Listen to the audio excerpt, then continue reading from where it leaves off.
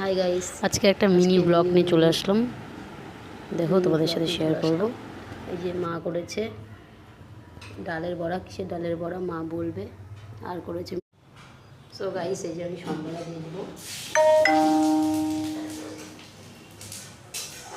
সম্বরা দিয়ে দিলাম। So guys, আমার পেঁয়াজ ভাজা হয়ে গেছে। এখন মশলাগুলো দিয়ে দেবো।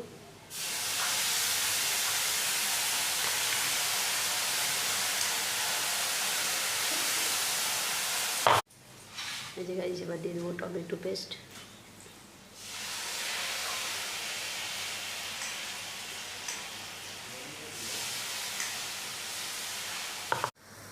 তোমাদের দাদাভাই দেখেছিল, ফোনে দেখাইছিল, কিন্তু ও টক টক দইটাই অনেক কিছু দিয়ে করেছিল। আমি আমার মতন করে সিম্পল করে তৈরি করলাম। তোমাদের ভালো লাগলে অবশ্যই লাইক।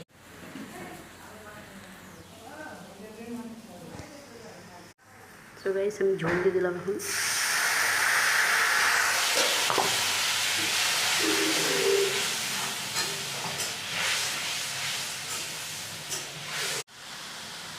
একটু ঝোলটা শুকিয়ে আসলে যে ডিমগুলো ভেঙে দেবো গাইস। এই ডিম, এতগুলো ডিম যেহেতু লাগবে না, দাদাভাই আর আমি খাবো। সো গাইস, এই ঝোলটা শুকিয়ে গেছে আমার। এবার ডিমগুলো ভেঙে ভেঙে দিলাম। তোমরা এর সাথে সেটা করছি।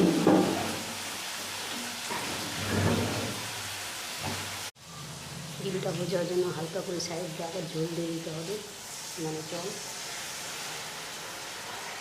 যেন নিচে না লেগে যায়। ডিমটা ভালো করে সিদ্ধ করে নেওয়ার জন্য আমি আরও একটু জল দিয়ে দিচ্ছি গাইস, যেন লেগে না যায় নিচে, ডিমটাও ভালো মতন হয়ে যায়। সো গাইস, এবার আমি একটু গরম মশলা পেস্ট দিয়ে দেবো। গরম মশলার পেস্ট দিলে ফ্লেভারটা আলাদা রকম হয়ে যায় যেহেতু ডিমে। এই যে এবার আমি একটু চিনি, সো গাইস দিলে আমি একটু চিনি দিয়ে দিলাম। তো হয়ে গেল গরম মশলা, চিনি। সো গাইস দেখো আমার ডিমগুলো কত সুন্দরভাবে হয়ে গেছে। সো গাইস, আমার রেসিপিটা কমপ্লিট। একটু ফুটলে এখন নামিয়ে নেব। সো গাইস, আমার হয়ে গেল।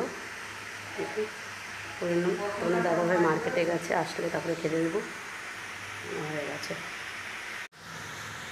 কেমন লাগলো আমার রেসিপিটা অবশ্যই কমেন্ট করে। সত্যি অমায়িক হয়েছে, অমর দারুণ। যেমন করে করতে বলেছিলাম ওরকম করে করছি।